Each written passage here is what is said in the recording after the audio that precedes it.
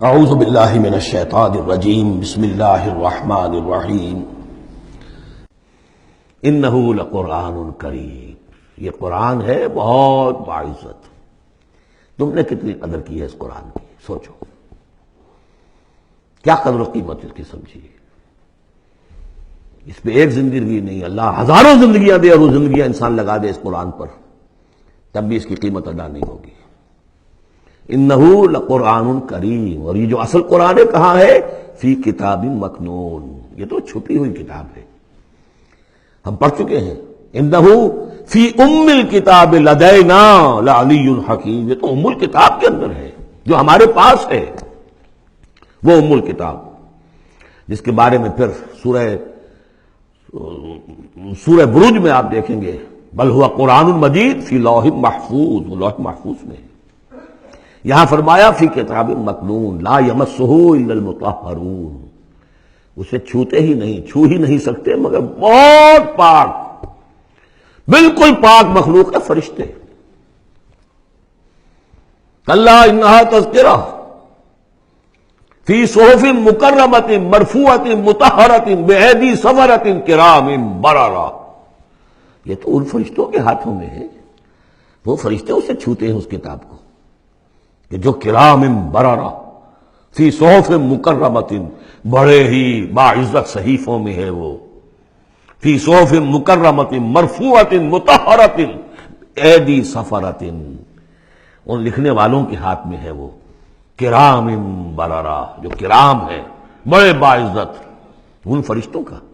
تو لا یمسہ الا المطہرون۔ ویسے اس آیت سے ایک حکم نکالا فقہا نے کہ قرآن کو چھوا نہ جائے ناپاکی کی حالت میں۔ اگر ناپاکی بڑی ہے، جنابت ہے، پھر تو چھونا کیا، پڑھنے کی بھی اجازت نہیں، زبان سے اپنے حافظے سے بھی پڑھنے کی اجازت نہیں۔ لیکن اگر چھوٹی نجاست ہے تو آپ زبانی پڑھ سکتے ہیں، یعنی جس میں وضو کی حاجت ہوتی ہے، لیکن چھونے کے لیے وضو ضروری ہے۔ لیکن یہ اصل میں اس آیت کا جو سمجھیے ایک ضمنی مضمون ہے، فقہا نے یہ نکال لیا مسئلہ، لیکن اس کا ایک اور مفہوم جو ہے بہت اہم ہے۔ قرآن کو تم چھو بھی رہے ہو، اب فرض کیجئے کوئی ناپاک آدمی بھی آئے گا، چھو لے گا، کون روک سکتا ہے اسے، چھوئے گا۔ غیر مسلم پڑھتے ہی ہیں، چھوتے ہیں۔ اور یہ کہ تم پڑھتے بھی ہو، لیکن اس قرآن کا جو ایک اصل نیوکلیس ہے، اس کا جو اصل لب لباب ہے، اس تک تمہاری رسائی نہیں ہوگی جب تک کہ تمہارا اندر پاک نہ ہو چکا ہو۔ یہ باطن کی پاکی قرآن کے اصل علم اور فہم اور اس کی اصل ہدایت کو حاصل کرنے کے لیے شرط لازم۔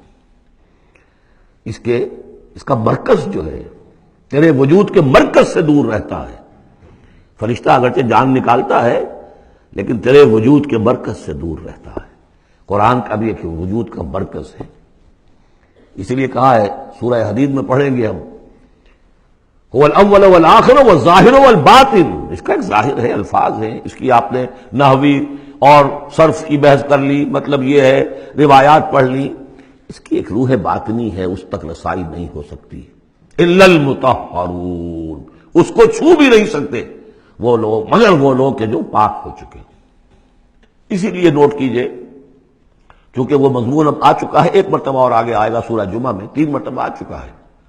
حضرت ابراہیم اور حضرت اسماعیل نے جب دعا کی تھی ربنا وبعث رسولا منہم یتلو علیہم آیاتک ویعلمہم الکتاب والحکمۃ ویزکیہم، تعلیم کتاب و حکمت کو پہلے رکھا تھا، تزکیہ کو آخر میں رکھا تھا۔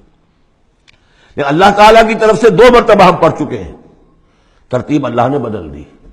کما ارسلنا فیکم رسولا منکم یتلو علیکم آیاتنا ویزکیکم ویعلمکم الکتاب والحکمہ، تزکیہ پہلے، تعلیم کتاب و حکمت بعد میں۔ پھر سورہ آل عمران میں آیا لقد من اللہ علی المؤمنین اذ بعث فیہم رسولا من انفسہم یتلو علیہم آیاتہ ویزکیہم ویعلمہم الکتاب والحکمہ۔ تیسری مرتبہ پھر یہ آیت آئے گی سورہ جمعہ میں، هو الذی بعث فی الامیین رسولا منہم یتلو علیہم آیاتہ ویزکیہم ویعلمہم الکتاب والحکمہ۔ پہلے پاک کرو اندر سے، پھر اس کتاب کو سمجھو گے، ورنہ ہو سکتا ہے تفسیر لکھ دو لیکن تمہارا باطن اس سے جگمگائے گا نہیں، تمہاری اپنے اندر اس کا نور نہیں آئے گا۔ تفسیر لکھ دو، ہیں لکھنے والے، وہ تو غیر مسلموں نے ایسی ایسی تفسیریں لکھ دی۔ اس کے جو ہے ترجمے کیے ہیں پورے قرآن کے، اور بڑے بڑے اچھے عربی انہوں نے بڑی یوں سمجھیے کہ اس پر پوری طرح مہارت اور اس کا کنٹرول حاصل کر کے پھر کیے، ایسے نہیں کیے۔ لیکن یہ کہ قرآن کی روح، اس کے لیے تزکیہ باطن ضروری ہے، پہلے تزکیہ۔ اسی لیے وہ آیتیں بھی ذہن میں لے آئیے سورہ یونس کی، یا ایھا الناس قد جاءتکم موعظۃ من ربکم وشفاء لما فی الصدور وہدی ورحمۃ للمؤمنین۔ پہلے یہ سینے کے اندر جو روگ ہے، تکبر ہے، حب مال ہے، حب جاہ ہے، شہرت کی طلب ہے، اختیار اور اقتدار کی طلب ہے، یہ اگر اندر ہے، یہ خباثتیں بھری ہوئی ہیں، تو اس قرآن کا جو اصل فہم ہے وہ تم پر کبھی منکشف نہیں ہوگا۔ ڈکشنری سے دیکھ لو، پڑھ لو، اندر پاک کرو۔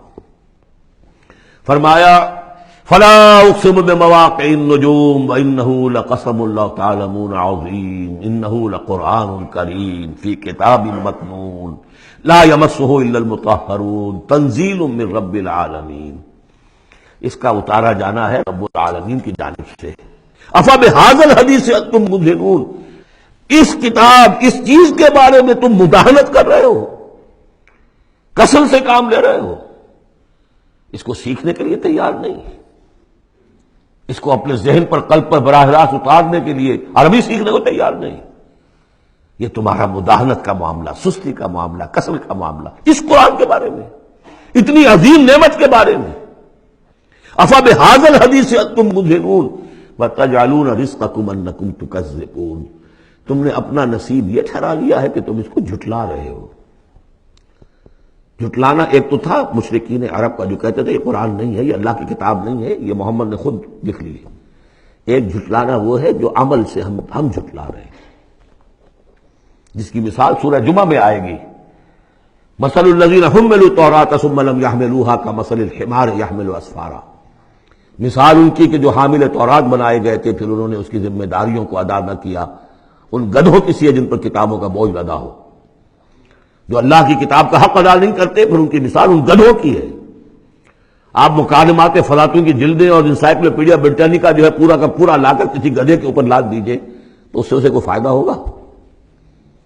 یحمل اسفارا کمثل الحمار یحمل اسفارا بئس مثل القوم الذین کذبوا بآیات اللہ، بری ہے مثال اس قوم کی جس نے اللہ کی آیات کو جھٹلایا ہے۔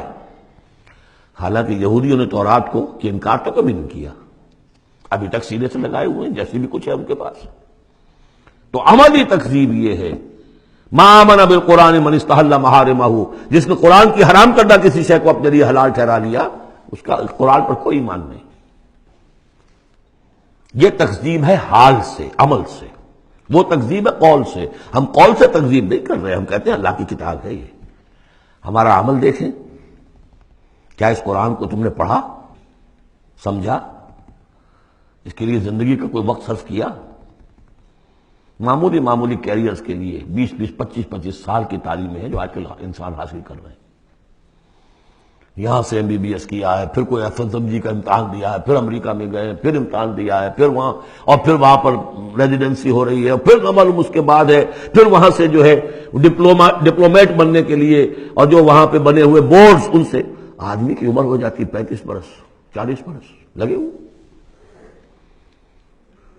اس لیے اس دنیا میں اچھی ذرا معاش اچھی ہو جائے گی، پیسے اچھے ہوں گے، اپنا سٹینڈرڈ آف لیونگ اونچا ہوتا ہے، اور کیا ہوگا؟ تو تم نے اس کتاب کے ساتھ تمہارا سلوک کیا ہے، یہ تکذیب حالی ہے۔ وَتَجْعَلُونَ رِزْقَكُمْ أَنَّكُمْ تُكَذِّبُونَ، وہاں مثبت انداز آیا تھا، الرحمن علم القرآن خلق الانسان علمہ البیان، اس میں مضمر کیا بات تھی؟ اپنی ساری صلاحیت، ذہانت ہے تو صرف کرو اسے سمجھنے پر، اور اگر اللہ تعالیٰ نے کوئی طلاقت لسانی دی ہے تو صرف کرو اسے بیان کرنے پر، یہ اس کا مصرف ہے۔ اور یہاں جو یہ نہیں کرتے ان کے اوپر یہ گرفت ہے۔ افبہذا الحدیث انتم مدہنون وتجعلون رزقکم انکم تکذبون۔ صدق اللہ العظیم۔